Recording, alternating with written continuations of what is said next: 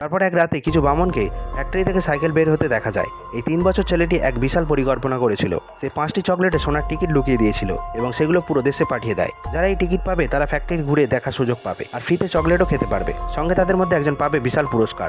এই খবর ছড়িয়ে পড়তেই গোটা দুনিয়া হইচই পড়ে যায়।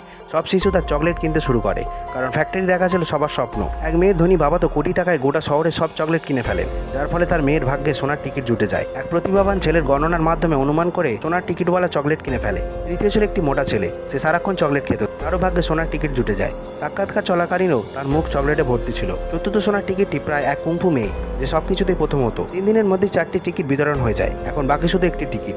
এক দরিদ্র পরিবারের ছেলে চার্লি ছিল খুব মনমরা। সে এক ছোট ঘরে থাকতো, যেখানে পা ছড়িয়ে শুতে পারার জায়গা ছিল না। তার বাবা একটি টুথপেস্ট ফ্যাক্টরিতে কাজ করতেন, যেটি ছিল পুরো পরিবারের একমাত্র উপার্জন। চার্লি চকলেট ফ্যাক্টরি দেখতে চেয়েছিলেন, কিন্তু তার কাছে চকলেট কেনার মতো টাকাও ছিল না। তখন তার দাদু নিজে জমিয়ে রাখা টাকা চার্লিকে দিয়ে দেন, কারণ তিনি বিশ্বাস করতেন চার্লির ভাগ্য এবার ফিরবে। তারপর চার্লি একটি চকলেট কিনে আনে। দুজনে মিলে প্রার্থনা করে যেন সেই চকলেটই সোনার টিকিট পাওয়া যায়, কিন্তু সেই চকলেটে কোনো সোনার টিকিট ছিল না। সব টাকা শেষ হয়ে গিয়েছিল। নিরাশ হয়ে চার্লি যখন ফিরে যাচ্ছিল, ঠিক তখন সে রাস্তার পাশে $10 খুঁজে পায়। সে সঙ্গে সঙ্গে এই টাকা দিয়ে আরেকটি চকলেট কিনে ফেলে।